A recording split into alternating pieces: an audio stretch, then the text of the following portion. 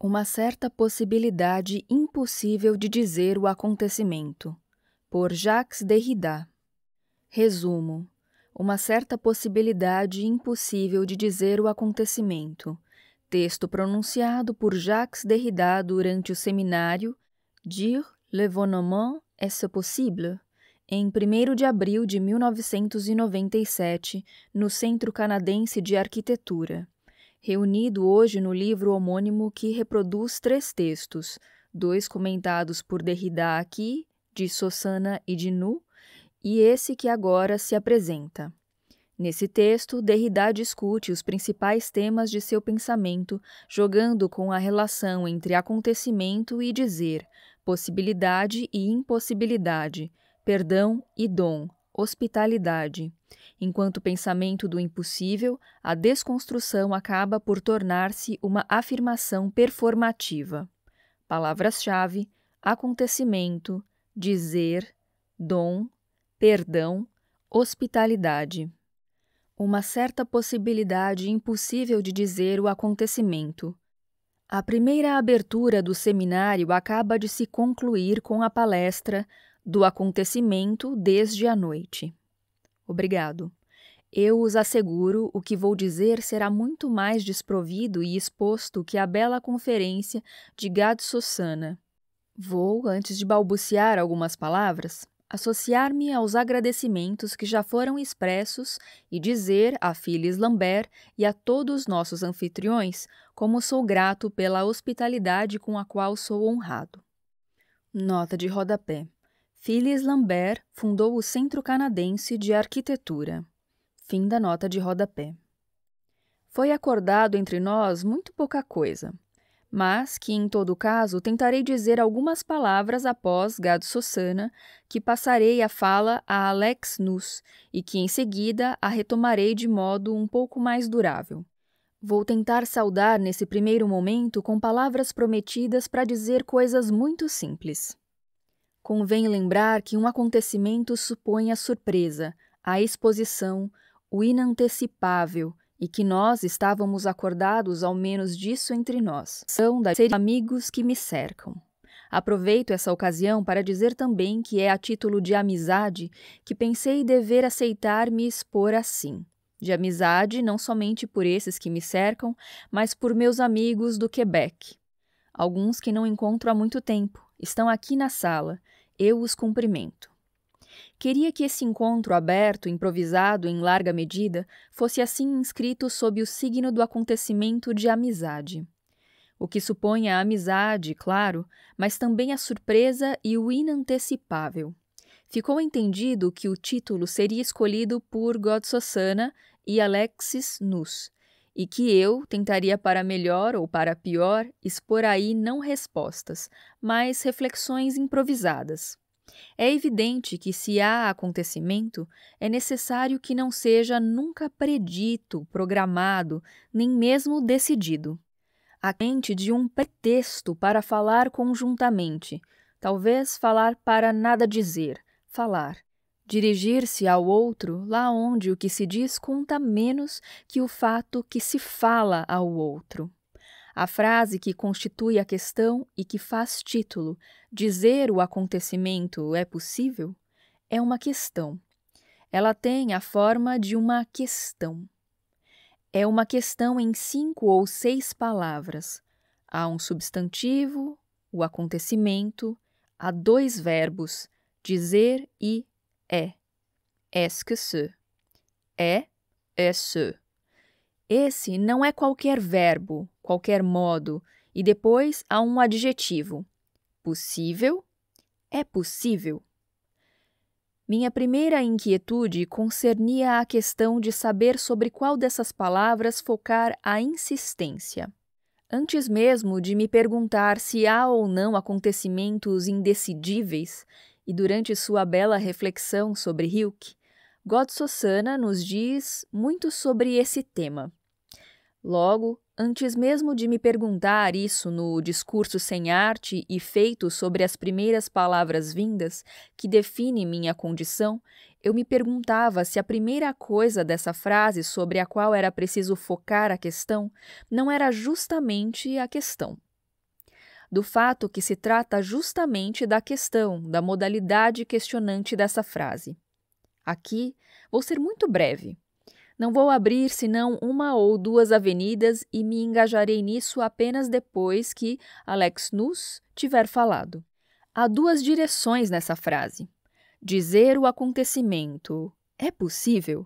Esse ponto de interrogação eu o percebo na abertura de duas possibilidades. De um lado, essa da filosofia. Nós estamos aqui em um lugar dedicado à arquitetura, e vocês sabem quais são as afinidades desde sempre entre a arquitetura, a arquitetônica e a filosofia. A questão foi há muito determinada, desde sempre, provavelmente, como a própria atitude filosófica. Uma questão como dizer o acontecimento é possível nos instala verdadeiramente uma atitude filosófica. Estamos falando de filósofos. Somente um filósofo, que seja filósofo de profissão ou não, pode colocar uma tal questão esperando que alguém aí irá atentar-se. Dizer o acontecimento é possível? Então, a questão. O que eu quero responder é sim, simplesmente. Não sim o acontecimento, sim dizer o acontecimento é possível. Eu quero dizê-los sim, em sinal de agradecimento primeiramente. A filosofia pensou-se sempre ela mesma como arte, experiência e história da questão. Os filósofos, mesmo quando eles não estão de acordo sobre nada, ao fim dizem sim. Mas, enfim, nós somos pessoas que colocamos questões. Estejamos, ao menos, de acordo com isso. Nós queremos manter a oportunidade da questão. Isso começou com Platão, até precisamente um certo Heidegger. Mas há outros também em nosso tempo que tenham refletido sobre o fato que antes da questão. O antes aqui não é cronológico, é um antes do tempo. Logo que antes da questão havia uma possibilidade que era essa de um certo sim, de uma certa aquiescência. Heidegger, à sua maneira, disse um dia, muito tarde em sua vida, que se ele tivesse dito primeiramente que o questionamento fragen ou a questão frage era a piedade do pensamento, Frömmigkeit des Denkens, pois então deveria ter dito, sem se contradizer, que antes da questão havia o que ele chama aquiescência, Zusage, uma espécie de consentimento de afirmação, não a afirmação dogmática que resiste à questão, mas sim para que uma questão se coloque, para que uma questão se dirija a alguém, para que eu fale a vocês, porque eu disse que, no fundo, estou aqui para falar a vocês, para dirigir a fala mesmo se for para nada dizer. Quando a gente se dirige a alguém, seja para lhe direcionar uma questão, é preciso antes da questão que haja uma aquiescência, a saber, eu te falo sim, sim. Bem-vindo, e te falo, estou aqui, tu estás aqui, olá. Esse sim, antes da questão, de um antes, que não é lógico ou cronológico, habita a própria questão. Esse sim não é questionante. Há então no âmago da questão um certo sim. Um sim a um sim ao outro que não é talvez sem relação a um sim ao acontecimento, isto é, um sim ao que vem, ao deixar vir. O acontecimento é também o que vem, o que chega. Nota de rodapé. Derrida propõe durante todo o texto uma série de construções retóricas acerca da própria ideia de acontecimento. Aqui o autor utiliza a expressão ce qui arrive, que pode indicar idiomaticamente o que ocorre, o que acontece. A preferência da tradução, no entanto, pela manutenção de o que chega, se dá por outros elementos, igualmente importantes na argumentação com o verbo arriver, e sua substantivação por arrivant, que confere o grau de surpresa ao acontecimento. A mesma distância irá se operar mais à frente com o avoir lieu, que também pode significar ocorrer, acontecer, ou simplesmente traduzir-se como um fenômeno no espaço. Nota do tradutor, fim da nota de rodapé. Vamos refalar hoje muito do acontecimento como o que vem ou o que chega. Há um sim no acontecimento ou ao outro, ou ao acontecimento como o outro ou vindo do outro, no qual se pode perguntar-se se justamente isso se diz, se esse sim se diz ou não. Há então, entre todas as pessoas que falaram desse sim originário, Levinas e Rosenzweig. Rosenzweig dizia que o sim é uma palavra aqui originária, mesmo ali onde o sim não é um pronunciado, mas um sim. Há um sim silencioso ou indecidível que se deve escutar em toda a frase. Uma frase começa por dizer sim. Mesmo as frases mais negativas, mais críticas, mais destrutivas implicam esse sim. Gostaria então de suspender o ponto de interrogação dessa questão. Dizer o acontecimento é possível? Nesse sim, na oportunidade ou na ameaça, aliás, desse sim. Um primeiro sim e depois um outro sim. Eu, de minha parte, estou, mas não quero falar de mim essa noite. Muito mais interessado e tentei interpretar essa Zusage de Heidegger.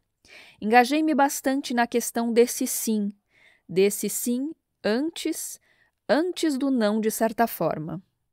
Gostaria de fazer uma outra referência para falar de um outro sim que ouço ressoar na parte de Levinas, do qual vocês também falaram. É também para fazer eco ao que disseram que me refiro a Levinas. Levinas, vou ser obrigado a ir muito depressa. Nós vamos muito depressa por definição. Aliás, o acontecimento é o que vai muito depressa. Não há acontecimento, senão lá onde isso não espera, onde não se pode mais esperar, onde a vinda do que chega interrompe a espera. Logo, é preciso ir muito depressa. Levinas, durante muito tempo, definiu a origem da ética como face a face com o outro, em uma situação quase dual. Vocês falaram agora mesmo de uma belíssima frase de Hegel, evocando o abismo de olhares que se cruzam quando eu vejo o outro me ver. Quando o olho do outro não é mais somente um olho visível, mas um olho vidente, e que estou cego ao olho vidente do outro. Levinas, quanto a ele, define a relação com a ética como face a face com o outro, e depois ficou bem acordado que no duelo ético do face a face com o outro, o terço estava ali. E o terço não é alguém, um terceiro, um terstes, uma testemunha que vem se juntar ao duelo. O terço está sempre já ali no duelo, no face a face. Levinas diz que esse terço, a vinda sempre já chegada desse terço, é a origem ou antes o nascimento da questão. É com o terço que o apelo à justiça aparece como questão. O terço é esse que me questiona no face a face, que, de repente, me faz sentir que a ética como face a face arrisca de ser injusta se não tenho em conta o terço que é o outro do outro. A questão, o nascimento da questão, não faz senão segundo Levinas, com o que me coloca em questão na justiça. E o sim ao outro está implicado no nascimento da questão como justiça. Gostaria que daqui a pouco, quando refalaremos do acontecimento e nós nos perguntaremos se o dizer isso é possível, que essa evocação da questão do terço e da justiça não esteja ausente. Logo, eu me perguntava sobre o que focar a insistência nessa frase. Dizer o acontecimento é possível? Acabo de dizer sobre nenhuma palavra, somente sobre o ponto de interrogação, sobre a modalidade da frase. É uma questão. O que quer dizer uma questão? Qual é a relação entre a questão e o sim?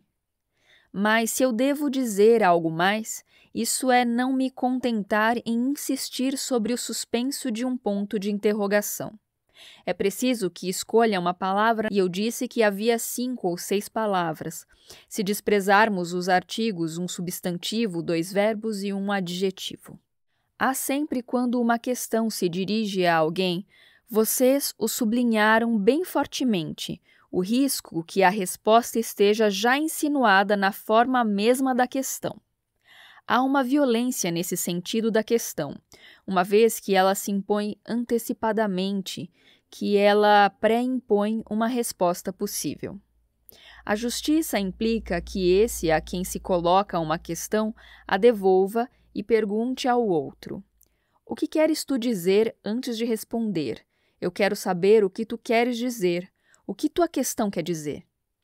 Isso supõe que se faça mais de uma frase, que se enquadre a questão e ali vocês veem em minha improvisação está fortemente enquadrada por amigos que prepararam, eles, seus discursos.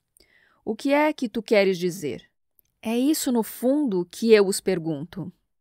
Eles me trouxeram aqui para falar disso. O que é que eles querem dizer? E eu anuncio o que eu vou fazer ali. Vou me interessar a todas essas palavras, claro, quando retomar a palavra.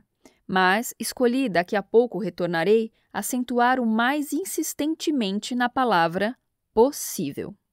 Logo, falar-se-á de dizer, do acontecimento, do mas sobretudo de possível, que converterei muito depressa em impossível. Direi, tentarei mostrar daqui a pouco em que a impossibilidade, uma certa impossibilidade de direito ou uma certa possibilidade impossível de dizer o acontecimento, nos obriga a pensar de outro modo, não somente o que quer dizer possível na história da filosofia. Dito de outro modo, tentarei explicar por que e como eu ouço a palavra possível nessa frase na qual esse possível não é simplesmente diferente de ou o contrário de impossível. Porque aqui possível e impossível querem dizer o mesmo. Mas aí eu os peço que esperem um pouquinho e tentarei essa explicação daqui a pouco. Fala sem voz acaba de ser pronunciada por Alex Nuss, marcando a segunda abertura da questão do seminário. Não lhes surpreenderia dizendo-lhes que me sinto muito desprovido, depois de uma outra conferência tão intimidante e bela. No tempo que me resta, é preciso que não seja o último a falar. Chama-se a isso também seminário. Isto é que é preciso que nos reservemos o tempo das questões para ser, como se diz, interativo. Ainda que tudo tenha sido dito, no tempo de um pós-escrito, eu vou acrescentar algo se vocês me permitirem. Sou muito grato pelo que vocês disseram. Os nomes de alguns que foram pronunciados aqui devem velar sobre uma questão do dizer e do acontecimento. Aliás, penso após Rilke, a Celan e a alguns de meus amigos mortos e vivos, Deleuze, Barthes, Sarah Kaufmann. Fiquei muito emocionado que vocês os nomearam. Blanchot também. Vou agora retornar a uma improvisação prosaica, me perdoem, por tentar me apresentar em direção à questão que foi já muito sobreelaborada por meus predecessores. Disse que havia várias direções para abrir, após a questão, dizer o acontecimento é possível? Falei da própria questão, do ponto de interrogação, da modalidade questionante. Gostaria agora de falar disso, que dizer pode querer dizer tratando-se do acontecimento. Há ao menos 2 maneiras de determinar o dizer quando ao acontecimento. Ao menos 2. Dizer, isso pode querer dizer falar. Há uma fala sem voz. Há também uma fer ou um dizer sem fala. Enunciar, se referir a, nomear, descrever, dar a saber, informar. De fato, a primeira modalidade ou determinação do dizer é um dizer de saber, dizer o que é. Dizer o acontecimento é também dizer o que chega a tentar dizer, o que é presentemente e se passa presentemente. Logo, dizer o que vem, o que chega, o que se passa. É um dizer que é próximo do saber e da informação, do enunciado que diz alguma coisa de alguma coisa. E depois há um dizer que faz dizendo, um dizer que faz, que opera. Esta manhã assisti à televisão. Vou falar da televisão, das informações, porque se trata também da questão da informação, do saber como informação. Assistindo certo programa quebequense, caí em uma certa série sobre René Lévesque, um documento de arquivo, sinopse, onde se via a escalada de René Lévesque, sua ação e seu fracasso relativo, e o que se passou antes e depois do fracasso. A fórmula do jornalista ou da pessoa que apresentava a emissão era: após ter ocorrido o acontecimento, René Lévesque devia comentar o acontecimento. Quando ele se aposentou, ele falou sobre o acontecimento, enquanto que antes ele o tinha feito notadamente por sua fala. E como vocês o sabem, eu não quero lhes dar aula sobre o constativo e o performativo. Há uma fala que se chama constativa, que é teórica, que consiste em dizer o que é, a descrever ou a constatar o que é. E há uma fala que se chama performativa e que faz falando. Quando prometo, por exemplo, eu não digo um acontecimento, eu faço o acontecimento por meu engajamento. Eu prometo ou eu digo. Eu digo sim, comecei por sim, agora mesmo. O sim é performativo. É o exemplo do casamento que se cita sempre quando se fala do performativo. Tomai-vos por esposo, por esposa. X. Sim. O sim não diz o acontecimento. Faz o acontecimento. Constitui o acontecimento. É uma fala-acontecimento, é um dizer-acontecimento.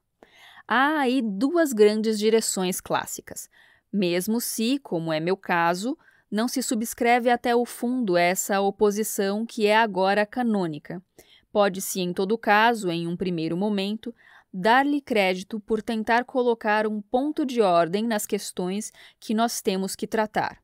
Tomemos, em primeiro lugar, o dizer em sua função de saber, de constatação, de informação. Há aí duas grandes direções clássicas, mesmo que, como é meu caso, não se subscreve até o fundo essa oposição que é agora canônica. Pode-se, em todo caso, em um primeiro momento, dar-lhe crédito por tentar colocar um pouco de ordem nas questões que nós temos que tratar. Tomemos, em primeiro lugar, o dizer em sua função de saber, de constatação, de informação. Dizer o acontecimento é dizer o que é. Logo, as coisas tais quais elas se apresentam, os acontecimentos históricos tais quais eles tiveram lugar, e é a questão da informação. Como vocês o sugeriram muito bem agora mesmo, vocês mesmos o demonstraram. Parece que esse dizer o acontecimento como enunciado de saber ou de informação, dizer cognitivo de certo modo, de descrição, esse dizer do acontecimento é de uma forma sempre problemática, porque, em razão de sua estrutura de dizer, o dizer vem após o acontecimento. De outro lado, por causa do fato que, como dizer e, portanto, estrutura da linguagem, ele está condenado a uma certa generalidade, uma certa interabilidade, uma certa repetitividade. Carece sempre da singularidade do acontecimento. Um dos traços do acontecimento não é somente que ele venha como o que é imprevisível, o que vem decifrar o curso ordinário da história, mas é também que ele é absolutamente singular. Ora, o dizer do acontecimento, o dizer de saber quanto ao acontecimento, carece de certa forma, a priori, desde a partida, a singularidade do acontecimento pelo simples fato que ele vem depois, e que ele perde a singularidade em uma generalidade. Mas é ainda mais grave se se quer ainda ser sensível às dimensões políticas. E vocês a lembraram ambos de modo muito grave, quando se fala do dizer do acontecimento sob a forma da informação. A primeira imagem que vem à mente quando ao dizer do acontecimento é o que se desdobra há muito tempo, mas em particular na modernidade como relação de acontecimentos, a informação. A televisão, o rádio, os jornais nos trazem os acontecimentos, nos dizem o que se passou ou o que está se passando agora mesmo. Tem-se a impressão que o desdobramento, os progressos extraordinários das máquinas de informação, das máquinas próprias a dizer o acontecimento, deveriam, de certa forma, aumentar os poderes da fala quanto ao acontecimento, essa da fala, da informação. Ora, me lembraria de uma palavra, e é uma evidência, que esse pretenso dizer do acontecimento e mesmo essa amostragem do acontecimento não está nunca naturalmente à medida do acontecimento, não é nunca confiável a priori. Na medida em que se desenvolve a capacidade de dizer imediatamente, de mostrar imediatamente o acontecimento, sabe-se que a técnica do dizer e do mostrar intervém e interpreta, seleciona, filtra e, consequentemente, faz o acontecimento. Quando se pretende hoje nos mostrar live, ao vivo, o que se passa, o acontecimento que teve lugar na Guerra do Golfo, sabe-se que tão diretos, tão aparentemente imediatos quanto sejam o discurso e a imagem. Técnicas extremamente sofisticadas de captura, de projeção e de filtragem da imagem permitem em um segundo enquadrar, selecionar, interpretar e fazer com que o que nos é mostrado ao vivo seja já não um dizer ou um mostrar do acontecimento, mas uma produção do acontecimento. Uma interpretação faz o que ela diz, enquanto ela pretende simplesmente enunciar, mostrar e ensinar, de fato ela produz. Ela é já, de uma certa maneira, performativa. De modo naturalmente não dito, não confessado, não declarado, faz-se passar um dizer do acontecimento, um dizer que faz o acontecimento, por um dizer do acontecimento. A vigilância política que nos apela consiste evidentemente em organizar um acontecimento crítico de todos os aparelhos que pretendem dizer o acontecimento, ali onde se faz o acontecimento, onde se o interpreta e onde se o produz. Essa vigilância crítica com respeito a todas essas modalidades do dizer o acontecimento não deve se tratar somente de trabalhos técnicos em estúdio, onde se sabe que há 25 câmeras e que, em um segundo, se pode enquadrar uma imagem, pedir aos jornalistas para captarem mais isto que aquilo. Nossa vigilância deve se direcionar também às enormes máquinas de informação, de apropriação de canais televisuais. Essas apropriações não são somente nacionais, elas são internacionais, transestáticas e dominam, assim, o dizer do acontecimento. Elas concentram seus poderes em lugares que devemos aprender a analisar, seja para constatar ou transformar da nossa parte. Temos aí um enorme campo de análise e de crítica quanto a esse dizer que faz o acontecimento, lá onde ele pretende simplesmente o enunciar, o descrever ou o referir. Um fazer o acontecimento se substitui clandestinamente por um dizer o acontecimento. Isso nos coloca, evidentemente, na via dessa outra dimensão do dizer o acontecimento que, ela, se enuncia como propriamente performativa. Todos esses modos de fala nos quais falar não consiste em fazer saber, em referir algo, em relatar, em descrever, em constatar, mas em fazer chegar pela fala. Então, poder-se-ia dar um grande número de exemplos. Entende-se que devemos discutir, Não quero manter a fala muito mais tempo. Vou simplesmente indicar alguns pontos de referência para uma análise possível desse dizer o acontecimento, que consiste em fazer o acontecimento, em fazer chegar e na impossibilidade que se aloja nessa possibilidade. Tomemos 3 ou 4 exemplos. Tomemos o exemplo da confidência. Uma confidência não consiste simplesmente em dizer o que se passou. Se, por exemplo, eu cometi um crime, o fato de ir dizer à polícia eu cometi um crime não constitui em si uma confidência. Isso apenas se torna uma confidência quando, além da operação que consiste em fazer saber, eu confesse que eu sou o culpado. Dito de outro modo, na confidência não há simplesmente um fazer saber o que se passou. Posso muito bem informar alguém de uma falha, sem me declarar culpado. Na confidência, há algo outro que o fazer saber, que o dizer constativo ou cognitivo do acontecimento. Há uma transformação de minha relação a outrem, na qual eu me apresento como culpado e digo, eu sou culpado. Não somente eu te informo isso, mas eu declaro que eu sou culpado disso. Santo Agostinho, em suas Confissões, perguntava a Deus: por que, se tu sabes tudo, tenho então que me confessar a ti? Tu sabes todas minhas falhas, tu és onisciente. Dito de outro modo, a confissão, confession, a confidência, avô, não consiste em informar a Deus o que ele sabe. Não se trata de um enunciado de saber que informaria a Deus de seus pecados. Trata-se, na confissão, confession, de transformar minha relação com o outro, de me transformar a mim mesmo confessando minha culpabilidade.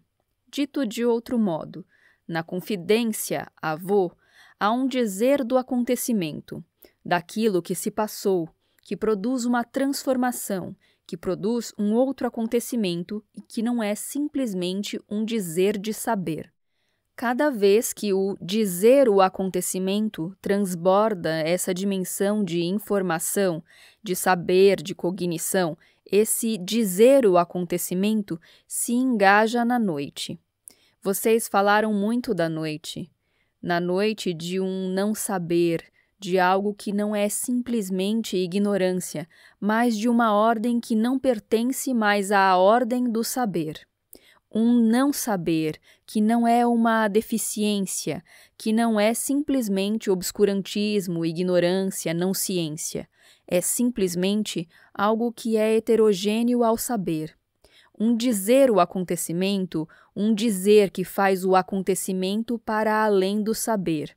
Esse dizer, reencontramo-lo em muitas experiências nas quais, finalmente, a possibilidade que advém este ou aquele acontecimento se anuncia como impossível. Vou tomar alguns exemplos. Alguns dentre eles me ativeram em alguns textos publicados e outros não. Tomo o exemplo do dom. O dom deveria ser um acontecimento. Ele deve chegar como uma surpresa vinda de outro ou vinda ao outro. Ele deve transbordar o círculo econômico da troca. Para que um dom seja possível, para que um acontecimento de dom seja possível, é preciso de certa forma que ele se anuncie como impossível. Por quê? Se eu dou ao outro em agradecimento, em troca, o dom não tem lugar. Se, de outro lado, eu espero do outro que ele me agradeça, que ele reconheça meu dom e que, de uma maneira ou de outra, simbolicamente ou materialmente ou fisicamente, ele me restitua em troca, não há dom, não mais. Mesmo se o agradecimento é puramente simbólico, o agradecimento anula o dom. É preciso que o dom se coloque para além do agradecimento. É preciso mesmo, de uma certa maneira, que o outro não saiba que eu dê a ele para que ele possa receber, porque, desde que ele saiba, ele está no círculo do agradecimento e da gratidão. Ele anula o dom. Do mesmo modo, é necessário, no limite, que eu mesmo não saiba que eu dou. Se eu sei que dou, eu me digo, eis, eu dou, eu oferto um presente, e vocês viram o elo que há entre presente e acontecimento.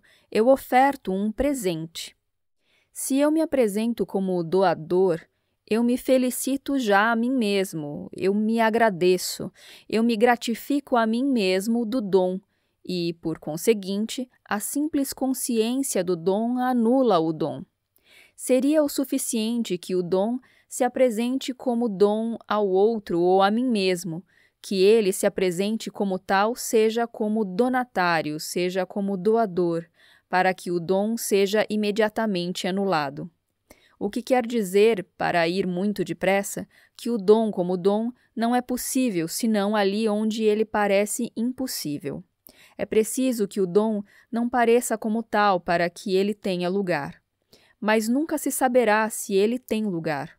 Nunca ninguém poderia dizer, com um critério de conhecimento satisfatório, tal dom teve lugar, ou então, eu dei, eu recebi. Então, o dom, se o há, se ele é possível, deve aparecer como impossível, e dar, por conseguinte, é fazer o impossível. O acontecimento do dom não deve poder ser dito, desde que se o diz, se o destrói. Dito de outro modo, a medida da possibilidade do acontecimento é dada por sua impossibilidade. O dom é impossível, e ele não pode ser possível senão como impossível. Não há acontecimento mais acontecimental que um dom que rompe a troca, o curso da história, o círculo da economia.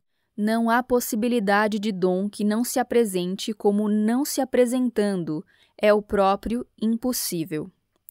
Tomem uma palavra muito próxima do dom: o perdão. O perdão é também um dom. Se eu perdoo somente o que é perdoável, eu não perdoo nada.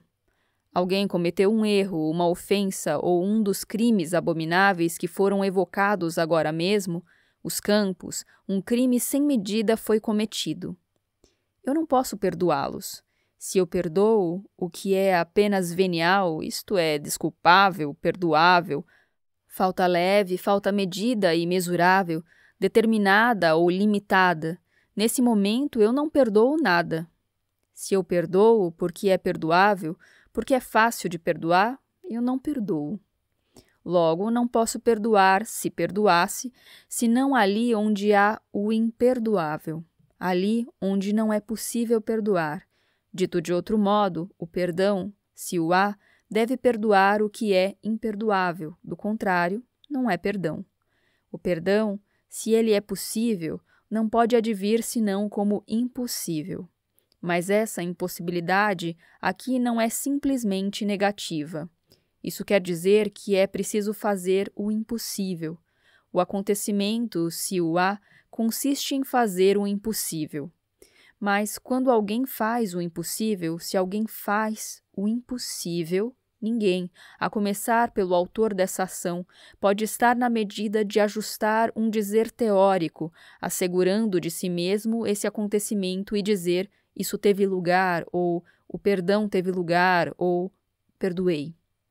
Uma frase tal como eu perdoo ou eu perdoei é absurda e, antes de tudo, ela é obscena. Como posso eu estar certo que tenho o direito de perdoar e que perdoei efetivamente, em vez de ter esquecido, negligenciado, reduzido o imperdoável a um erro perdoável? Eu não devo poder dizer eu perdoo, e nem mesmo deveria poder dizer eu dou. São frases impossíveis. Eu posso sempre as dizer, mas quando eu as digo, eu traio mesmo o que gostaria de dizer. Não digo nada. Não deveria nunca poder dizer eu dou ou eu perdoo. Logo, o dom ou o perdão, se os há, devem se anunciar como impossíveis e devem desafiar todos os dizeres teóricos cognitivos, todos os julgamentos do tipo isso é aquilo, julgamento de tipo o perdão é, eu sou perdoador, o dom é dado. Tomo um outro exemplo que eu tinha outrora ensaiado desenvolver sobre o tema da invenção. Estamos aqui em um lugar de criação, de arte, de invenção. A invenção é um acontecimento. Aliás, as próprias palavras o indicam.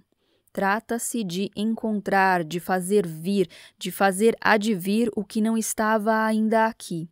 A invenção, se ela é possível, não é uma invenção. O que isso quer dizer? Vocês viram que me aproximo dessa questão do possível, que é a questão que nos une aqui. Se posso inventar o que eu invento, se eu sou capaz de inventar o que invento, isso quer dizer que a invenção segue, de certa forma, uma potencialidade, um poder que está em mim. Também isso não traz nada de novo.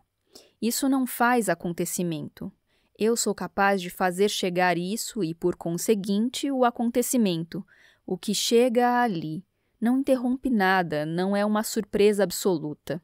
Do mesmo modo, quando eu posso dar, se eu dou o que posso dar, se eu dou o que tenho, o que posso dar, eu não dou. Um rico que dá o que ele tem, ele não dá. É preciso, como dizem Plotino, Heidegger e Lacan, dar o que não se tem. Se se dá o que se tem, não se dá. Do mesmo modo, se eu invento o que posso inventar, o que me é possível inventar, não invento. Do mesmo modo, em uma análise epistemológica ou da história das ciências e das técnicas, quando se analisa um campo do qual uma invenção é possível, uma invenção teórica, matemática ou técnica, analisa-se um campo, que pode ser aquele que se pode nomear paradigma como um ou episteme com o outro ou ainda configuração. Se essa invenção tornou-se possível pela estrutura de um campo, a tal momento tal invenção arquitetural tornou-se possível porque o estado da sociedade, da história, da arquitetura, da teoria arquitetural tornava possível isso. Essa invenção não é uma invenção. Precisamente porque ela é possível. Ela apenas desdobrou, explicitou um possível, uma potencialidade que estava já presente. Logo, ela não faz acontecimento. Para que haja acontecimento de invenção, é preciso que a invenção pareça como impossível. O que não era possível torne-se possível. Dito de outro modo, a única possibilidade da invenção é a invenção do impossível. Esse enunciado pode parecer um jogo, uma contradição retórica. De fato, sua necessidade eu a considero muito irredutível. Se há invenção, talvez nunca haja invenção, do mesmo modo que nunca há dom ou perdão. Se há invenção, ela não é possível senão à condição de ser impossível. Essa experiência do impossível condiciona a acontecimentalidade do acontecimento. O que chega como acontecimento não deve chegar senão ali onde é impossível. Se era possível, se era previsível, é aquilo que não chega. Tomemos, esse será meu último exemplo antes de deixar-lhes a fala, o exemplo da hospitalidade, pelo qual comecei cumprimentando meus anfitriões. Nota de rodapé. Em francês, há um problema intraduzível aqui e extremamente importante e explorado por Derrida. A palavra hôte pode significar tanto anfitrião quanto hóspede. Nessa dinâmica entre o que recebe e aquele que é recebido, o problema da hospitalidade se coloca desde o étimo. Nota do tradutor, fim da nota de rodapé. Vocês falaram do acontecimento não somente como aquilo que chega, mas como do que chega. Aquele que chega absoluto é alguém que não deve ser somente um hóspede convidado, que estou preparado para acolher, que tenho a capacidade de acolher. É alguém cuja vinda é inopinada, imprevisível, a visitation, e oporei aqui a visita ao convite. É tal irrupção que não esteja mesmo preparado a acolher. É preciso que eu não esteja nem mesmo preparado para acolher, para que haja verdadeiramente hospitalidade, e que não esteja em condições não somente de prever, mas de prevenir esse que vem, de perguntar a ele como se faz na fronteira. Qual é o seu nome? Sua cidadania? De onde você vem? O que você vem fazer aqui? Você vai trabalhar? O hóspede absoluto é esse que chega, para o qual não há nem mesmo horizonte de espera, esse que, como se diz, fura meu horizonte de espera, ao passo que não estou preparado nem mesmo para receber aquele que vou receber.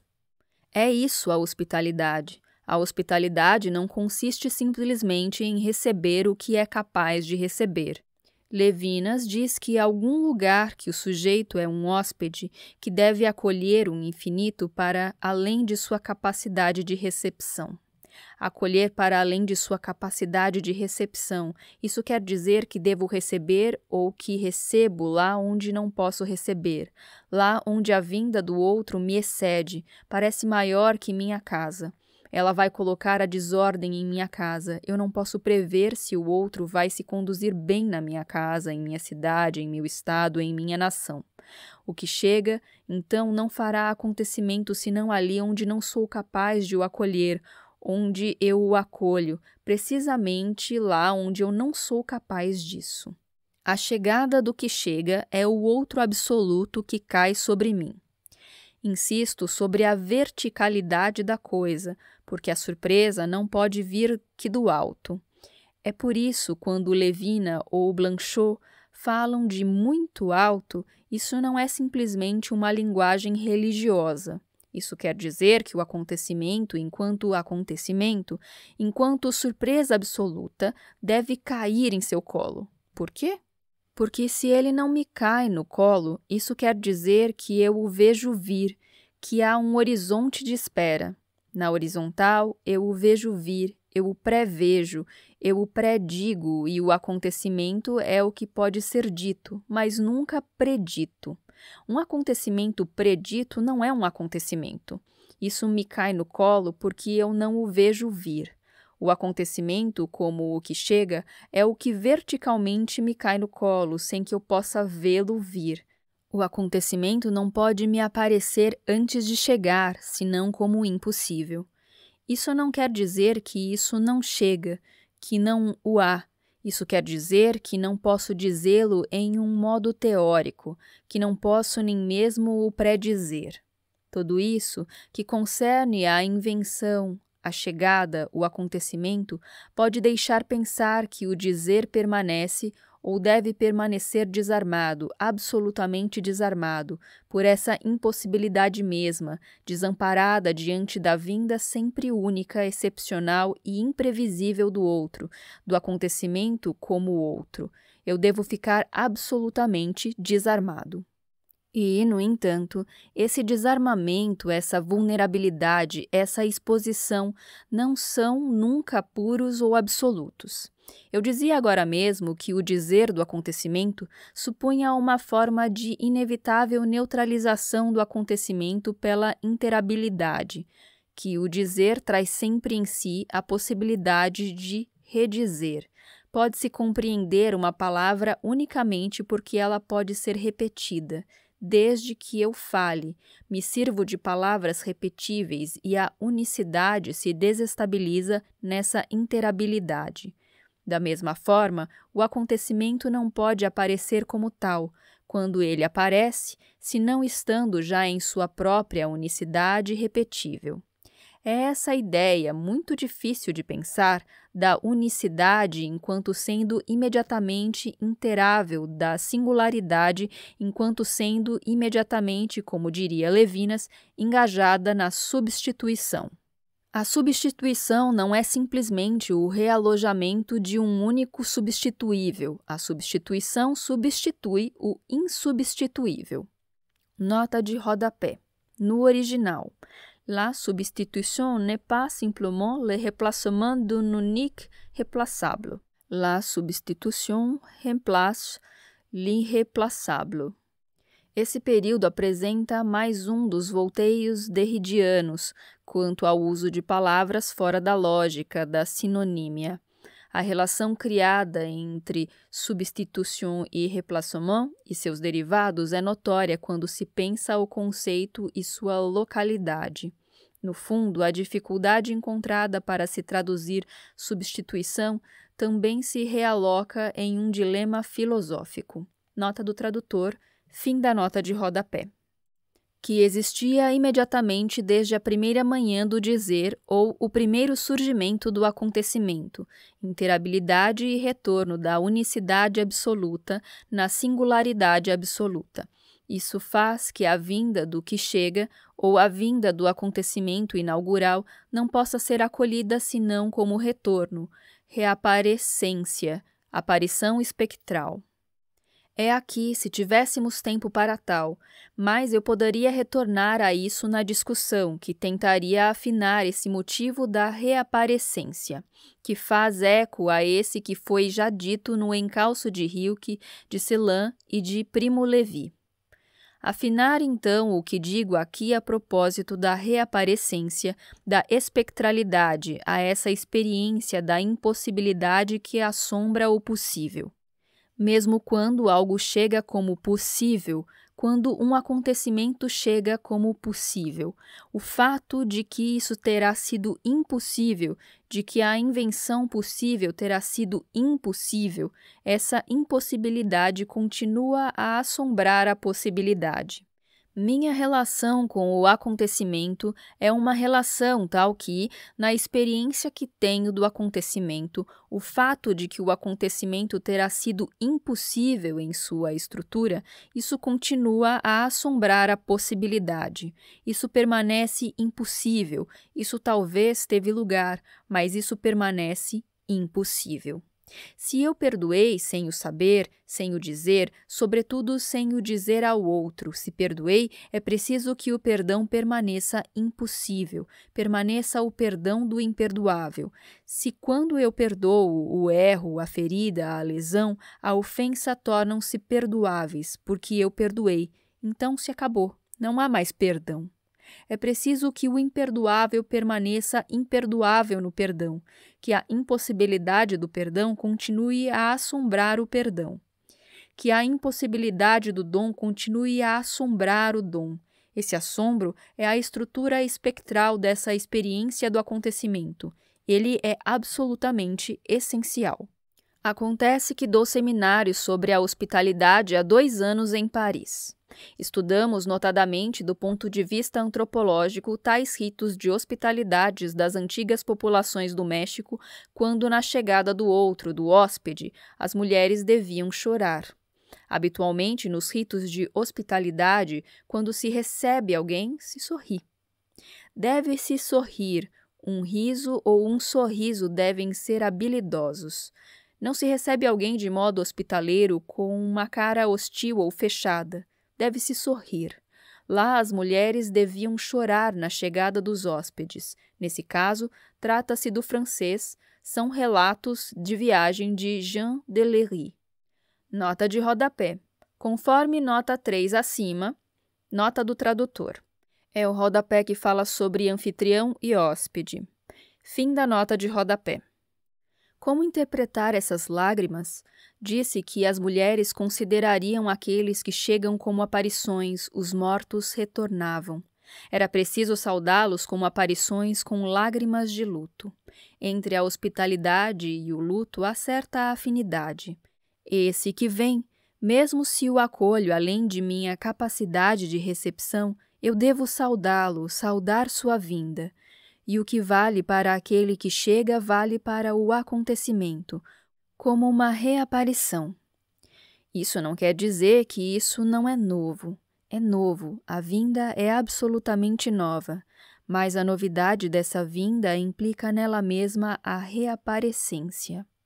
Quando eu acolho um visitante, a visitação de um visitante inesperado, isso deve ser cada vez uma experiência única para que isso seja um acontecimento único, imprevisível, singular, insubstituível. Mas, ao mesmo tempo, desde a soleira da casa e da vinda do insubstituível, é preciso que a repetição seja pressuposta. Eu te acolho, isso quer dizer, eu te prometo te acolher uma vez mais. Se eu recebo alguém dizendo, bom, tudo bem por essa vez, mas isso não acontece. É preciso que já a repetição seja prometida.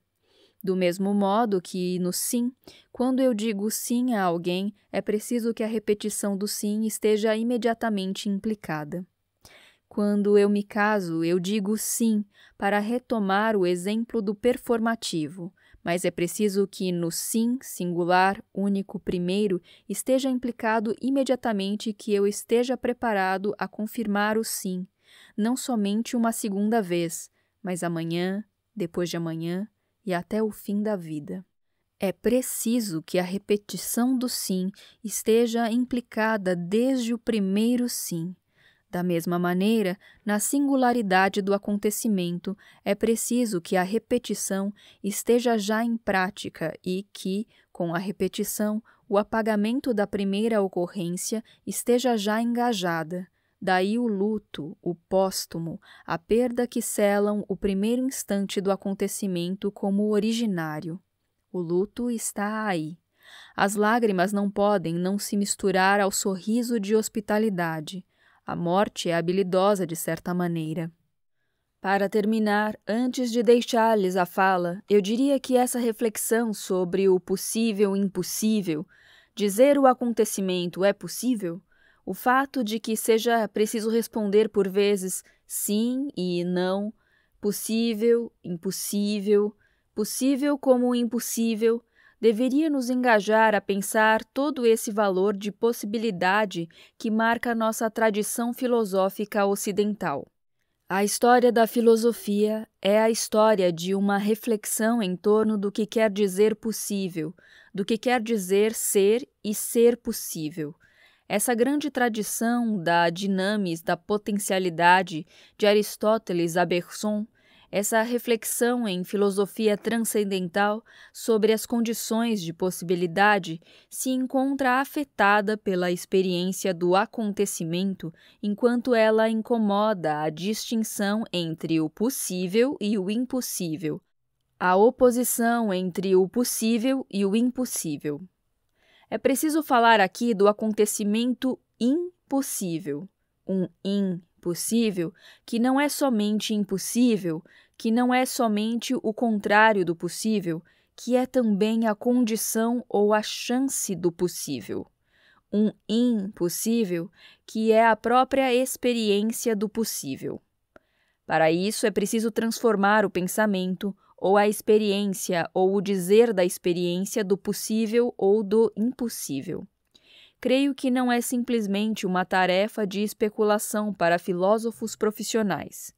Creio que hoje, se quisermos para retornar à informação, pensar o que se passa com a virtualização e a espectralização do campo técnico da imagem ou da percepção, acontecimento virtual, no fundo, dizer o acontecimento é possível, ocorre também para a questão da virtualidade.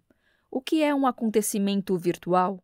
Até aqui, não se podia pensar como o mesmo a acontecimentalidade e a virtualidade. Para pensar o acontecimento virtual, é preciso, então, incomodar nossa lógica do possível ou do impossível.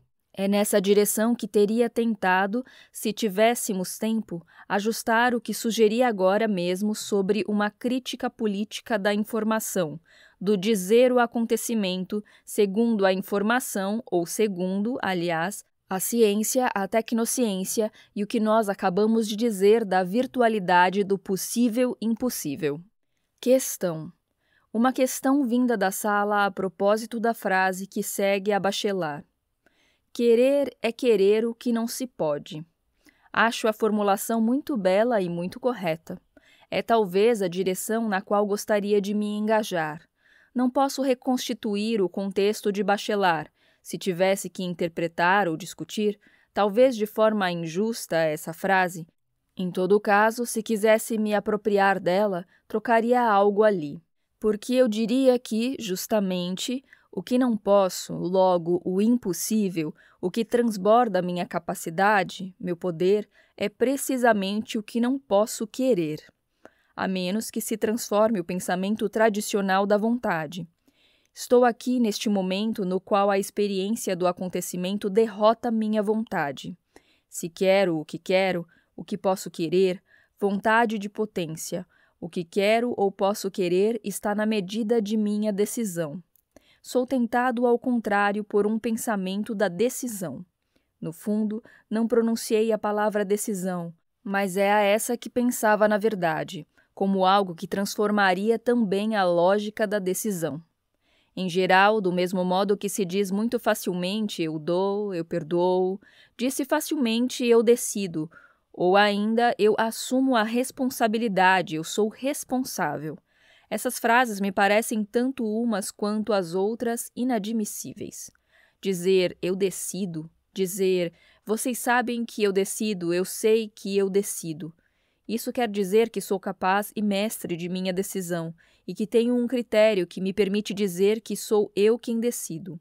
Se é mesmo assim, a decisão é, de certo modo, a expressão de meu poder, de minha possibilidade. Nesse momento, tal decisão, da qual sou capaz e que exprime meu possível, não interrompe nada. Ela não esgarça o curso do possível, o curso da história, como deveria fazer toda decisão. Não é uma decisão digna desse nome. Uma decisão deveria esgarçar. É o que quer dizer a palavra decisão. E, por consequência, deveria interromper a trama do possível. Cada vez que eu digo minha decisão ou ainda eu decido, pode-se estar certo que me engano. Minha decisão deveria ser, sei que esta proposição parece inaceitável em qualquer lógica clássica, a decisão deveria ser a decisão do outro. Minha decisão é de fato a decisão do outro. Isso não me dispensa ou me exonera de nenhuma responsabilidade. Minha decisão não pode nunca ser a minha. Ela é sempre a decisão do outro em mim e sou, de certa maneira, passivo na decisão. Para que uma decisão faça acontecimento, para que ela interrompa meu poder, minha capacidade, meu possível, e para que ela interrompa o curso comum da história, é preciso que eu submeta minha decisão, o que é evidentemente inaceitável em qualquer lógica. Gostaria então de tentar elaborar um pensamento da decisão, que seja sempre decisão do outro, porque sou responsável pelo outro e que é pelo outro que decido. É o outro que decide em mim, sem que, no entanto, eu seja exonerado de minha responsabilidade. Se quero o que não posso, esse querer deve ser despojado disso que na tradição veste o querer, determina como querer, a saber, a atividade, o domínio, o quero o que quero. Aqui, tratar-se-ia de querer além do que se pode querer. Essa frase, se ela for aceitável, deve, em contrapartida, destruir, desconstruir ou derrotar o próprio conceito de vontade. É provavelmente o que queria dizer Bachelard nesta frase paradoxal. Querer o que não se pode, ao limite o que não se pode querer. No tocante a Jankélévitch, naturalmente eu pensava nele como se deve fazê-lo quando se pensa o perdão, e também pensei, como vocês ou ouviram, como exemplo do imperdoável holocausto. Há outros imperdoáveis. Uma das razões pela qual não posso dizer eu perdoo não é somente minha dureza, minha inflexibilidade, minha condenação inflexível. É que simplesmente não tenho nunca o direito de perdoar. É sempre o outro que deve perdoar. Não posso perdoar em nome do outro. Não posso perdoar em nome das vítimas do Holocausto. Mesmo os sobreviventes, mesmo estes que, como Primo Levi, estavam presentes, viveram ou sobreviveram, não têm o direito de perdoar. Não somente porque devem continuar a condenar, mas porque não se pode perdoar pelos outros. Não se tem o direito de perdoar. O perdão é impossível. É aí onde o perdão permanece impossível, porque não há sentido em perdoar senão o imperdoável. É aí que o perdão pode ter lugar, se tem lugar, em geral, em uma estrutura antropoteológica dominante, disse, somente Deus pode perdoar. Eu não tenho o direito de perdoar. Um ser finito não pode perdoar um erro que é sempre infinito. Imperdoável quer dizer infinito. O nome de Deus nomeia aqui esse outro, ao qual o direito de perdoar é sempre deixado como a possibilidade de dar, de dizer eu dou, eu decido. O dom ou o perdão se fazem sempre em nome do outro. Questão. 2 questões são colocadas. Uma concerne ao enunciado infinito do seminário, dizer o acontecimento. A outra fala do segredo no acontecimento. Não sou o autor do tema de nosso debate e, logo, me encontrei como vocês diante dessa questão e sua formulação literal. Também me coloquei questões que, por um lado, eram as mesmas que as de vocês. Devo dizer sobre isso que, finalmente, o que se passa aqui, na medida em que seja imprevisível, imprevisto para mim, nós improvisamos em grande parte. É que haverá tido o acontecimento. Isso ocorre e não estava programado. Programamos muito, mas não tudo. Há acontecimento enquanto o que chega não estava predito. Algo se diz através desse acontecimento e se diz do acontecimento. Quanto a saber quem diz isso, a questão fica aberta. Perguntei-me como vocês, por que esse infinito? Frequentemente é uma retórica de título. Tema proposto à discussão deixa-se no infinito. Estamos aqui examinando. Mas essa impessoalidade do infinitivo me fez pensar, em particular, que ali onde ninguém está presente, nenhum sujeito da enunciação está para dizer o acontecimento segundo os modos diferentes que evoquei. Ao dizer que não está mais em posição nem de constatação, de teoria, de descrição, nem sob a forma de uma produção performativa, mas sobre o modo do sintoma. Eu proponho essa palavra sintoma como um outro termo, além do dizer verdadeiro ou da performatividade que produz o acontecimento. O acontecimento coloca em desvio o constativo e o performativo, o eu sei e o eu penso. Na história que vocês me contaram, o segredo é habilidoso. Nota de rodapé. Trata-se de The Fifth Business, de Robertson Davies. Fim da nota de rodapé. Ali onde o acontecimento resiste à informação, à enunciação teórica, ao fazer saber, ao saber, o segredo é habilidoso. Um acontecimento é sempre secreto, pelas razões que eu disse. Ele deve permanecer secreto, como um dom ou um perdão devem permanecer secretos. Se eu digo eu dou, se o dom torna-se fenomenal ou se ele aparece, se o perdão aparece, não há mais dom ou perdão. O segredo pertence à estrutura do acontecimento. Não o segredo no sentido privado, do clandestino ou do escondido, mas o segredo enquanto o que não aparece. Além de todas as verificações de todos os discursos de verdade ou de saber, o sintoma é uma significação do acontecimento que ninguém domina, que nenhuma consciência, que nenhum sujeito consciente pode se apropriar ou dominar. Nem sob a forma da constatação teórica ou judicativa, nem sob a forma da produção performativa. Há o sintoma.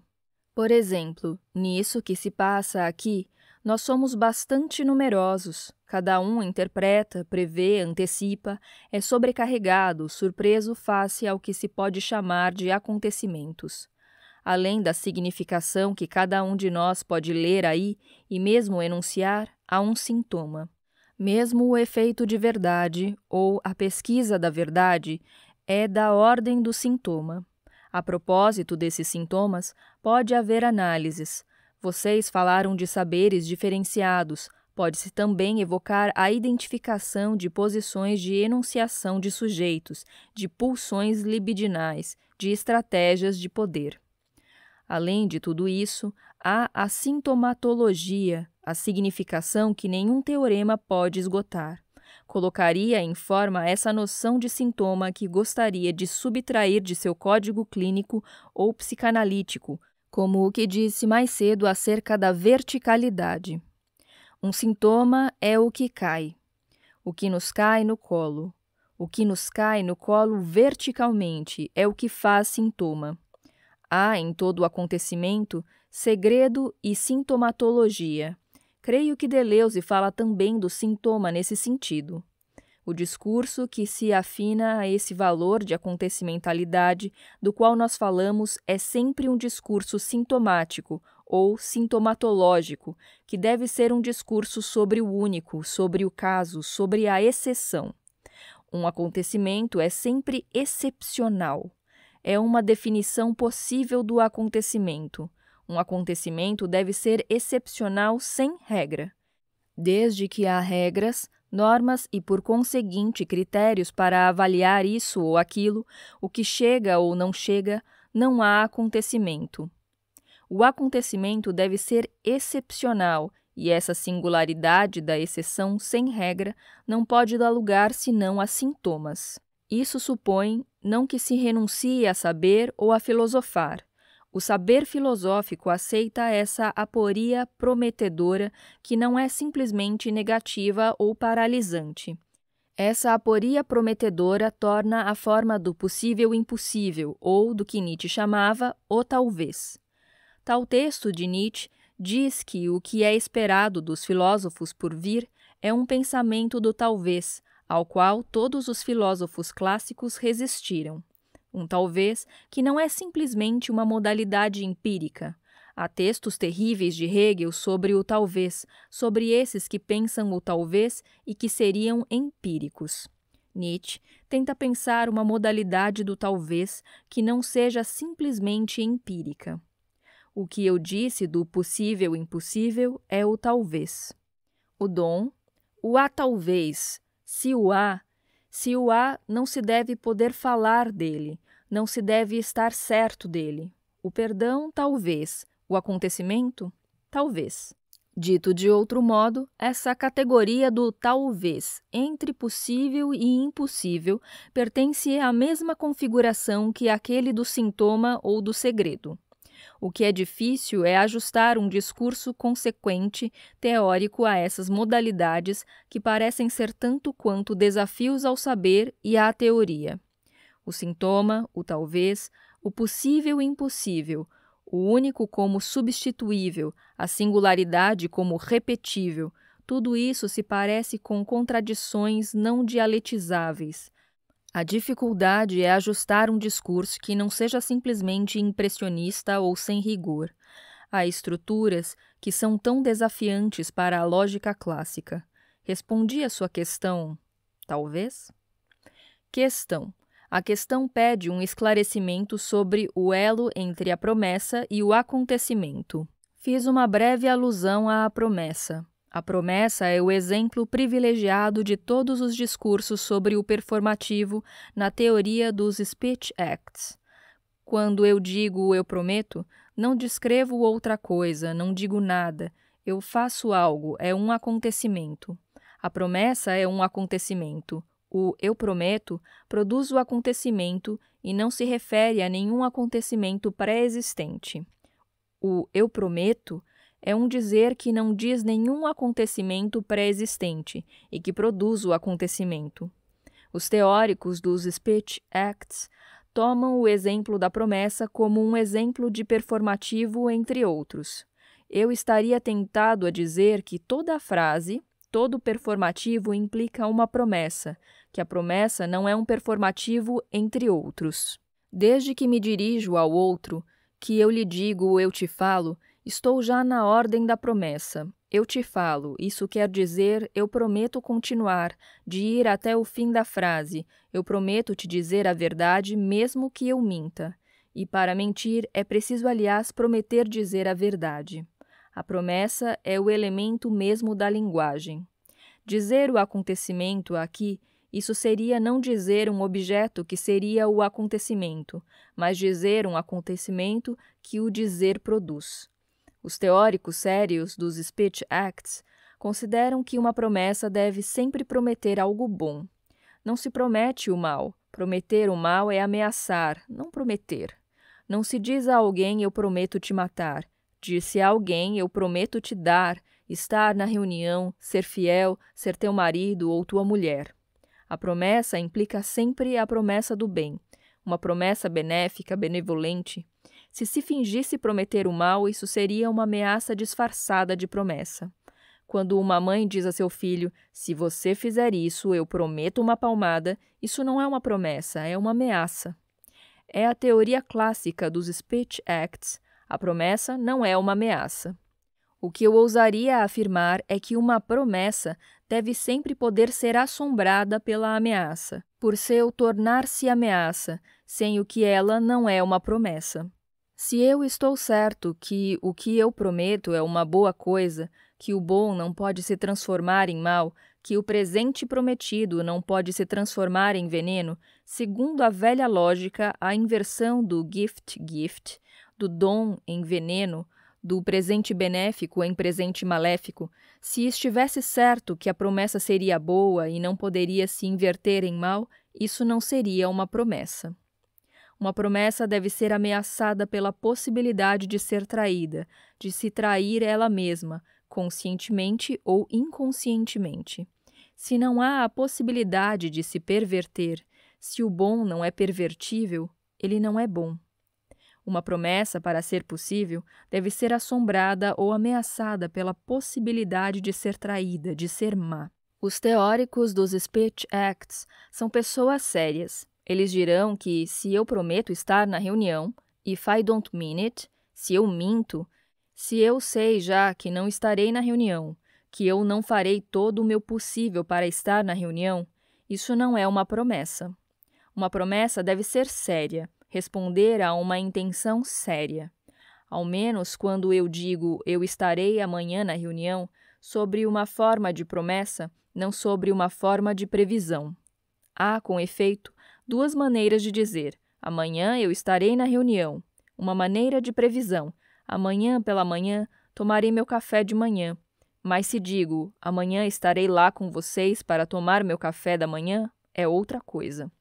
Uma promessa deve, para ser verdadeiramente promessa, segundo os teóricos dos Speech Acts, ser séria, isto é, me engajar a fazer todo o meu possível para manter minha promessa. Uma promessa de algo que é bom. Eu afirmaria que se uma tal promessa não é intrinsecamente pervertível, isto é, ameaçada de poder não ser séria ou sincera, ou de poder ser traída, isso não é uma promessa. Uma promessa deve poder ser traída, do contrário, não é uma promessa. É uma previsão, uma predição. É preciso que a traição ou a perversão esteja no âmago do engajamento da promessa, que a distinção entre promessa e ameaça não esteja jamais assegurada. Isso que adianto aqui não é uma especulação abstrata. Sabe-se por experiência que o dom pode ser ameaçador, que a promessa, a mais benevolente, pode se corromper por si mesma, que eu posso fazer o mal prometendo o bem. É uma possibilidade intrínseca da qual poderíamos dar vários exemplos. É preciso que essa pervertibilidade esteja no âmago do que é bom, da boa promessa, para que a promessa seja o que ela é. É preciso que ela possa não ser promessa, que ela possa ser traída por ser possível, por ter a sorte de ser possível. Essa ameaça não é uma coisa má, é sua sorte. Sem ameaça não haveria promessa. Se a promessa estivesse automaticamente mantida, seria uma máquina, um computador, um cálculo. Para que uma promessa não seja um cálculo mecânico ou uma programação, é preciso que ela possa ser traída. Essa possibilidade de traição deve habitar a promessa mais inocente. Ao que acrescentaria isso, que é ainda mais grave, ainda que o performativo diga e produza o acontecimento do qual ele fala, ele o neutraliza também, na medida em que ele guarda seu domínio em um eu posso, I can, I may, eu estou habilitado, etc. Um acontecimento puro e digno desse nome desconcerta o performativo tanto quanto o constativo. Será preciso um dia tirar daí todas suas consequências. Para retornar ao que dizia sobre a justiça no início, já que comecei falando desse sim, dessa justiça de Levinas, a justiça deve ser ela mesma trabalhada ou assombrada por seu contrário, pelo perjúrio, para poder ser justiça. Se, por exemplo, no face a face, que é condição do respeito ao outro, da ética, do que Levinas chama o rosto do outro, o terço não estivesse já presente, a justiça, que é a relação com o outro, seria já um perjúrio. E, inversamente, desde que um terço entre na relação dual que me engaja no face a face junto do outro singular, há já perjúrio. Por conseguinte, entre a justiça ou a fé jurada, o engajamento, o sermão ou o perjúrio, não há uma simples oposição. É preciso que o perjúrio esteja também no âmago da fé jurada, para que a fé jurada seja verdadeiramente possível. Que ele esteja no âmago da justiça de modo arraigado, não de passagem ou como um acidente que se pode apagar. É preciso que a possibilidade do mal ou do perjúrio seja intrínseca ao bem ou à justiça para que esse seja possível, logo que o impossível esteja no âmago do possível. Questão: retorno sobre a informação e a verticalidade do acontecimento a partir de uma questão relativa aos dispositivos técnicos. Parece-me com efeito que o acontecimento na interpretação, a reapropriação, a filtragem da informação é sempre, se a há, o que resiste a essa reapropriação, transformação ou transinformação. Você tomou o exemplo da Guerra do Golfo. Sublinhei que o que passava por lá, que o que alegava nos relatar ao vivo, não se reduzia a essa informação interpretativa, a essa transinformação. Isso não se reduzia não mais a um simulacro. De modo nenhum tenho o mesmo ponto de vista de Baudrillard, que diz que a guerra não ocorreu. O acontecimento, que é irredutível finalmente à apropriação midiática ou à digestão midiática, é que houve milhares de mortos. São acontecimentos cada vez singulares que nenhum dizer de saber ou de informação poderia reduzir, nem neutralizar. Eu diria que é preciso interminavelmente analisar os mecanismos do que acabo de sobrenomear, a transinformação ou a reapropriação, o tornar simulacro ou televisual desses acontecimentos. É preciso analisar isso sobre o plano político-histórico, sem esquecer, se possível, que do acontecimento teve lugar, que aí não se reduz a nenhum caso. Do acontecimento, que não se reduz talvez a nenhum dizer. É o indizível, são os mortos, por exemplo, os mortos. Quanto à verticalidade que os inquieta, estou bem consciente do fato que o estrangeiro é também esse que chega pela fronteira, esse que se vê vir. São, sobretudo, os agentes alfandegários, os oficiais de imigração que os veem vir, ou esses que querem dominar os fluxos de imigração. Quando tenho mais tempo em um seminário ou quando me esbarro nessas coisas na França, eu complico um pouco as coisas, mas que as faço aqui. Estou consciente que é preciso ter em conta essa horizontalidade e de tudo o que isso demanda da nossa parte. Por verticalidade, gostaria de dizer que o estrangeiro, o que há de irredutivelmente chegante na casa do outro, que não é simplesmente trabalhador, nem cidadão, nem facilmente identificável, é o que na casa do outro não me previne e ultrapassa precisamente a horizontalidade da espera. O que eu gostaria de sublinhar falando da verticalidade é que o outro não espera. Ele não espera que eu possa recebê-lo ou que eu dê a ele um visto de permanência. Se há hospitalidade incondicional, ela deve ser aberta à visitação do outro que chega a qualquer momento, sem que eu o saiba. É também o messiânico. O Messias pode chegar, pode vir a qualquer momento, pelo alto, lá onde eu não o vejo vir. Em meu discurso, a noção de verticalidade não tem mais necessariamente o uso frequentemente religioso ou teológico que eleva em direção ao muito alto. Talvez a religião comece aqui. Não se pode manter o discurso que mantenho sobre a verticalidade, sobre a chegada absoluta, sem que já o ato de fé tenha começado. O ato de fé não é necessariamente a religião, esta ou aquela religião, sem um certo espaço de fé sem saber, para além do saber. Eu aceitaria, então, que se fale de fé aqui. Tradução de Piero Eiben.